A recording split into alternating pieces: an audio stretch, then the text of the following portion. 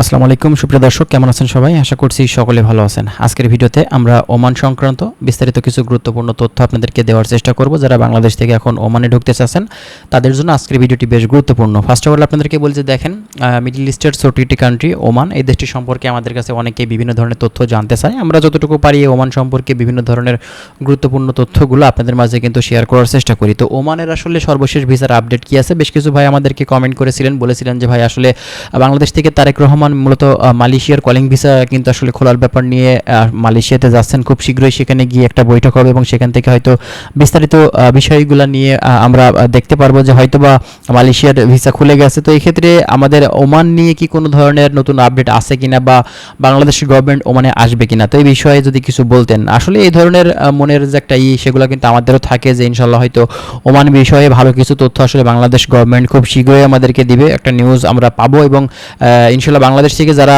ওমানে যেতে চাচ্ছেন, দীর্ঘদিন ধরে অপেক্ষা করছেন, তারা হয়তো বা তাদের সমস্যার সমাধানটা পাবে।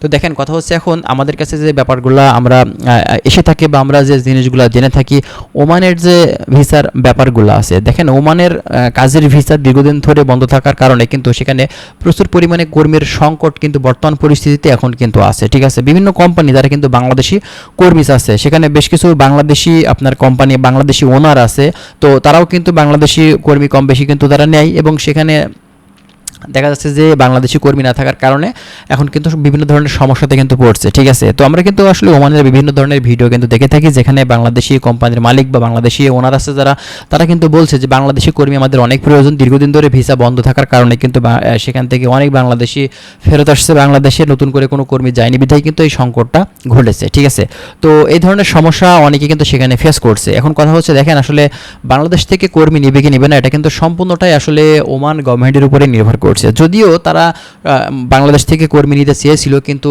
যুদ্ধ কারণে ব্যাপারগুলো কিন্তু একদম ঢিসমিস হয়ে যায়। তো নতুন করে আবারও এখন কিন্তু কর্মী যাওয়ার ব্যাপারে বাংলাদেশ সরকার কর্মী পাঠানোর ব্যাপারে কিন্তু বেশ উদ্গ্রীব আমরা দেখতে পাচ্ছি।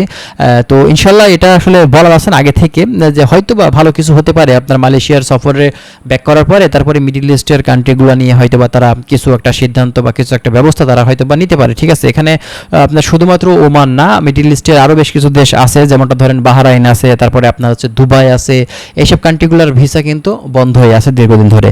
তো ঠিক এমনটাই এই দেশটির ভিসাও কিন্তু এখন বন্ধ। তো আপনারা যারা এখন ওমানে ঢুকতে চাচ্ছেন, আপনারা আর কয়েকটা দিন অপেক্ষা করেন, অবশ্যই আপনারা কিন্তু সেখানে যেতে পারবেন। আর দ্বিতীয় কথা হচ্ছে, আপনাদের যদি ইমার্জেন্সি যাওয়ার দরকার পড়ে থাকে, সেক্ষেত্রে আপনারা গালফার কোম্পানির মাধ্যম দিয়েও কিন্তু এখন এই বাংলাদেশ থেকে ওমানে যেতে পারবেন। তবে অবশ্যই তাদের যে রিকোয়ারমেন্ট, তাদের যে আপনার অভিজ্ঞতা বা দক্ষতা কী কী প্রয়োজন, সেই বিষয়গুলো আপনারা ক্লিয়ারলি জেনে বুঝে তারপরে কিন্তু আপনারা সেখানে যাবেন। আপনারা কখনোই ভুলভ্রান্তি করে কিন্তু কোনো ফ্রড এজেন্সি বা বাটপারের পাল্লায় কিন্তু পড়বেন না, তাহলে কিন্তু বিপদে পড়তে পারেন। এজন্য অবশ্যই যার মাধ্যম দিয়ে যাচ্ছেন না কেন, তাদের ব্যাকগ্রাউন্ড জেনে, তাদের সিকিউরিটি হিসেবে তাদের কাছ থেকে মূলত তাদের ব্যাকগ্রাউন্ড সম্পর্কে আগে থেকে একটু ভালো করে জেনে বুঝে নেবেন। কোনো এজেন্সির মাধ্যম দিয়ে যেতে গেলে কমপক্ষে 1-8 মাস তার পিছনে টাইম দিবেন, যে তারা ট্রাস্টেড কিনা এই বিষয়টা একটু ভালোভাবে খোঁজখবর নিয়ে দেখবেন।